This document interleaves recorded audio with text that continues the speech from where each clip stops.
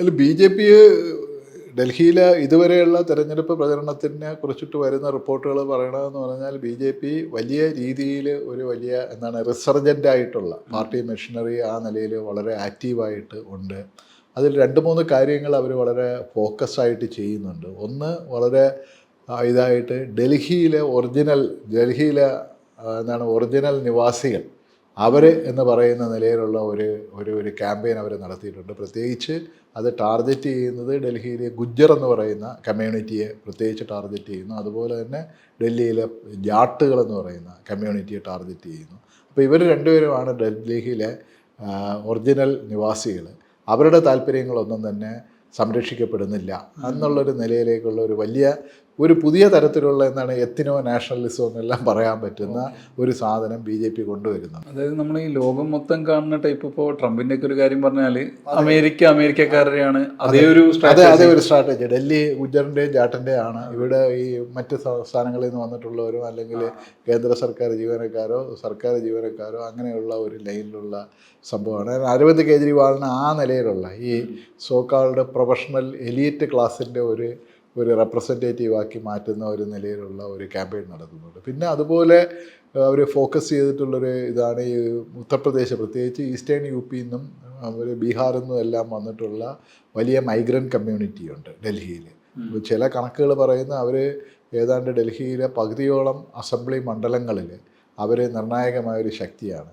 അത്തരം ഗ്രൂപ്പുകളുടെ ഇടയിലും ഇവർ വളരെ ഫോക്കസ്ഡായിട്ട് വർക്ക് ചെയ്യുന്നുണ്ട്. ആ നിലയിൽ ഇത് ചെയ്യുന്നുണ്ട്. പിന്നെ ഒരു പ്രധാന കാര്യം എന്ന് പറഞ്ഞാൽ Aam Aadmi Party minority community, Muslim community ഇടയിൽ ആം ആദ്മി പാർട്ടിക്ക് സ്വാഭാവികമായിട്ടുള്ളൊരു ഇതുണ്ടായിരുന്നു. പക്ഷേ അത് ഇത്തവണ അതുപോലെ നിലനിൽക്കുമോ എന്നുള്ളതിനെ കുറിച്ചിട്ട് ചില സംശയങ്ങളുണ്ട്. കാരണം ഇത്തവണ ഇപ്പോൾ ഒരു സീറ്റ് ഓഖല എന്ന് പറയുന്ന ഒരു സീറ്റിനെ കുറിച്ചിട്ട് പറയുന്ന അവിടെ ആം ആദ്മി പാർട്ടിയുടെ സ്ഥാനാർത്ഥി കഴിഞ്ഞ തവണ വലിയ വിജയം കൈവരിച്ചതാണ്. ഇത്തവണ പക്ഷേ ഒരു മൊത്തം ഇലക്ടറേറ്റിൻ്റെ ഭാഗത്ത് നിന്നുള്ളൊരു മടുപ്പുണ്ട്. അല്ലെങ്കിൽ കാരണം എല്ലാ രാഷ്ട്രീയ പാർട്ടികളോടും അത് ആം ആദ്മി പാർട്ടിയോടും അവർക്കുണ്ട്. പിന്നെ കോൺഗ്രസിൻ്റെ സ്ഥാനാർത്ഥിയോടെ മത്സരിക്കുന്നുണ്ട്, ഒവൈസിയുടെ സ്ഥാനാർത്ഥി മത്സരിക്കുന്നുണ്ട്. അതുകൊണ്ട് പിന്നെ ആം ആദ്മി പാർട്ടിയുടെ ഒരു സ്വഭാവത്തിനെ കുറിച്ചിട്ട് പോലും ഉള്ള ചില വിമർശനങ്ങൾ ഇപ്പം വളരെ പ്രകടമായിട്ട് വരുന്നുണ്ട്. ആം ആദ്മി പാർട്ടി പ്രധാനമായിട്ടും ഒരു അപ്പർ കാസ്റ്റ് അല്ലെങ്കിൽ ആ ഒരു നിലയിലാണ് അതിൻ്റെ ഒരു പൊസിഷനിങ്. പിന്നെ അതുപോലെ അല്ലെങ്കിൽ ഈ പറഞ്ഞ പോലെ ഒരു സർവീസസ് അല്ലെങ്കിൽ ആ ഒരു എലീറ്റ് ഇതിനകത്താണ് ഇത് ചെയ്യുന്നത്. അങ്ങനെയുള്ള കാര്യങ്ങളാണ് അതും എല്ലാം തന്നെ. അല്ലെങ്കിൽ അതെല്ലാം ഉണ്ടാക്കുന്ന ഒരു വൈരുദ്ധ്യങ്ങൾ കഴിയുന്നതും ബി ജെ പി അവർക്ക് അനുകൂലമായിട്ട് മാറ്റുന്നതിന് വേണ്ടിയിട്ട് ഉപയോഗിക്കുന്നു എന്നുള്ള ഒരു സംഭവങ്ങൾ ഇതുണ്ട്.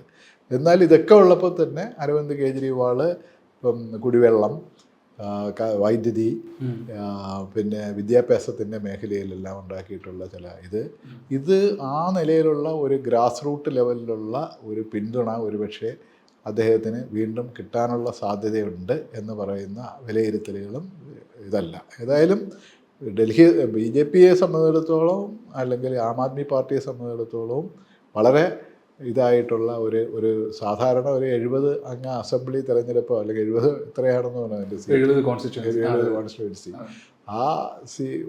ഇതിനുള്ള നിലയിലല്ല ഇവർ അവിടെ നടത്തുന്നത്. പ്രത്യേകിച്ച് ഇപ്പോഴത്തെ അവരെന്താണ് ബജറ്റ് ഡൽഹിക്കാർക്ക് വേണ്ടിയിട്ടുള്ള സ്പെഷ്യൽ ബഡ്ജറ്റാണ് ഇപ്പോൾ കേന്ദ്രമന്ത്രി അവതരിപ്പിച്ചതെന്ന് വരെയുള്ള ഇതാണ് ഇന്നത്തെ അവരുടെ ക്യാമ്പയിൻ ഇതായിട്ട് വന്നതെന്ന് ഉള്ള റിപ്പോർട്ടുകൾ പറയുന്നത്. അപ്പോൾ അവരത്രത്തോളം വിജയിക്കാനായിട്ട് ഉള്ള ഒരു സംഭവമായിട്ടാണ് വരുന്നത്. പിന്നെ മാത്രമല്ല ബി ജെ പിയെ സംബന്ധിച്ചിടത്തോളം ബി ജെ പി ഈ ഒരു തെരഞ്ഞെടുപ്പിലൂടെ വിജയിക്കുകയാണെന്നുണ്ടെങ്കിൽ നാഷണൽ ലെവലിൽ അവർക്ക് കൂടുതലായിട്ട് അവരുടെ ഒരു പൊസിഷൻ കൺസോളിഡേറ്റ് ചെയ്യുക എന്ന് പറയുന്നത്. ഇപ്പോൾ ലോക്സഭാ തെരഞ്ഞെടുപ്പ് കഴിഞ്ഞതിന് ശേഷം അവർക്ക് ഹരിയാനയിൽ അവർ വിജയിച്ചു, മഹാരാഷ്ട്രയിൽ വിജയിച്ചു. അപ്പോൾ ഇനി ഡൽഹിയിലൂടെ വിജയിക്കുകയാണെന്നുണ്ടെങ്കിൽ അവരുടെ ഒരു അപ്രമാദിത്വം വീണ്ടും ഉറപ്പിക്കാനായിട്ട് പറ്റും.